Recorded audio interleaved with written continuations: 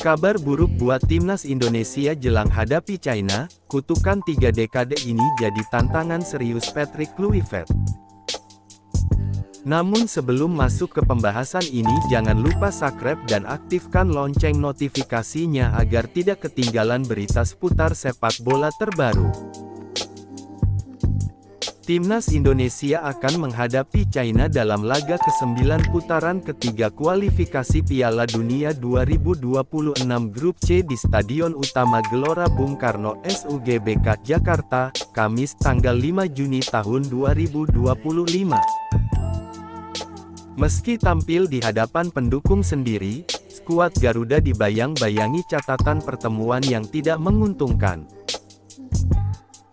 Berdasarkan data dari RSSSF dan 11v11, Indonesia tercatat belum pernah menang melawan China dalam lebih dari 3 dekade.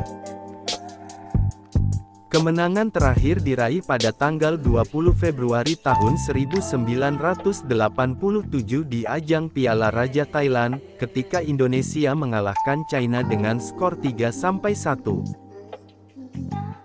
Sejak itu, dalam 10 pertemuan terakhir, Indonesia 8 kali kalah dan 2 kali bermain imbang. Kekalahan terbaru terjadi pada tanggal 15 Oktober tahun 2024 lalu, ketika tim asuhan Patrick Kluivert takluk 1-2 dari China di Qingdao. Modal positif Garuda.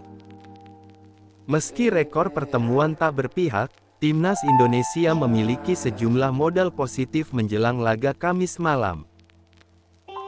Performa dalam 3 pertandingan terakhir terbilang solid, dengan 2 kemenangan dan 1 kekalahan. Sementara itu, China justru menelan 3 kekalahan beruntun dalam periode yang sama. Dari sisi produktivitas, Indonesia juga mencatat hasil yang lebih baik. Dalam 8 pertandingan Grup C, Indonesia mencetak 8 gol dan kebobolan 14 kali. Di sisi lain, China hanya mencetak 6 gol dan sudah kebobolan 19 kali. Dampak dari performa ini terlihat pada klasemen sementara. Indonesia kini menempati peringkat keempat dengan 9 poin, unggul 3 angka dari China yang berada di dasar klasemen. Dukungan publik dan harapan memutus tren negatif. Bermain di kandang sendiri menjadi salah satu kekuatan tambahan bagi Indonesia. Antusiasme supporter yang diperkirakan memenuhi SUGBK menjadi motivasi tersendiri bagi para pemain untuk memutus rekor buruk melawan tim berjuluk The Dragon Team.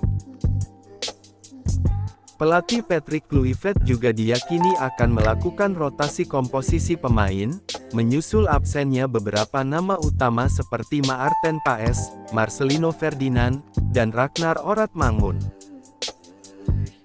Namun, kehadiran pemain seperti Emil Audero, Egy Maulana Fikri, dan Yakob Sayuri diharapkan mampu menjaga performa tim tetap kompetitif.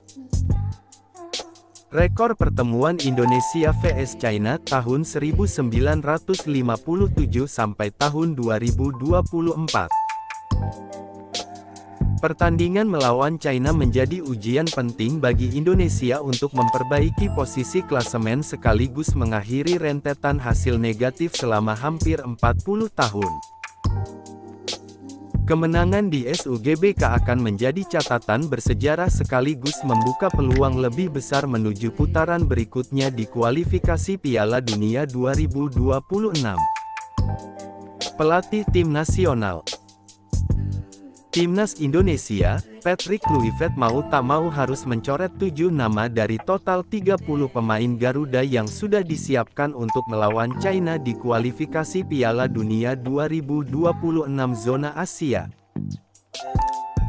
Sebab hanya 23 pemain saja yang bisa didaftarkan pada pertandingan yang digelar di Stadion Utama Gelora Bung Karno SUGBK, Jakarta pada Kamis tanggal 5 Juni tahun 2025. Laga Timnas Indonesia vs China merupakan matchday ke-9 Grup C kualifikasi Piala Dunia 2026 zona Asia. Kemenangan penting diraih bagi timnas Indonesia demi menjaga asa lolos ke Piala Dunia 2026. Sebanyak 32 pemain timnas Indonesia sudah dipanggil Patrick Kluivert untuk melawan China dan Jepang di dua laga terakhir grup C babak ketiga kualifikasi Piala Dunia 2026 zona Asia. Namun, dua nama dipastikan batal bergabung, yakni Sandy Walsh karena cedera dan Eliano Reijenders karena istrinya baru saja melahirkan anak kedua mereka. Jadi, total hanya 30 pemain saja yang kini sudah berkumpul di Jakarta untuk melawan timnas China. Kendati demikian, Kluivert masih harus mencoret 7 nama. Sebab sesuai regulasi AFC, setiap tim hanya boleh mendaftarkan 23 pemain. Lantas siapa saja pemain pilihan Kluivert? Dari 7 pemain, Marcelino Ferdinand dan Maarten Paes sudah masuk dalam daftar pemain yang dicoret untuk melawan China. Sebab keduanya memang tak bisa dimainkan lantaran terkena sanksi akumulasi kartu. Lantas siapa 5 pemain lagi? Karena kiper biasanya hanya 3 pemain saja yang didaftarkan, maka Reza Arya mungkin menjadi salah satu korban pertama yang dicoret. Lalu di lini belakang kemungkinan akan dibawa semua oleh Kluivert, begitu juga di lini tengah kecuali Marcelino. Kemudian di sisi sayap kanan, Yakob Sayuri, Kevin Dix, dan Asnawi Mangkualam kemungkinan akan diangkut semua mengingat Sandy Walsh dan Eliano tak hadir. Beralih ke sayap kiri. Pratama Arhan bisa saja dicoret seperti dua laga sebelumnya saat melawan Australia dan Bahrain. Terakhir di depan, Stefano Lillipali, Ramadan Sananta, dan Beckham Putra berpotensi dicoret.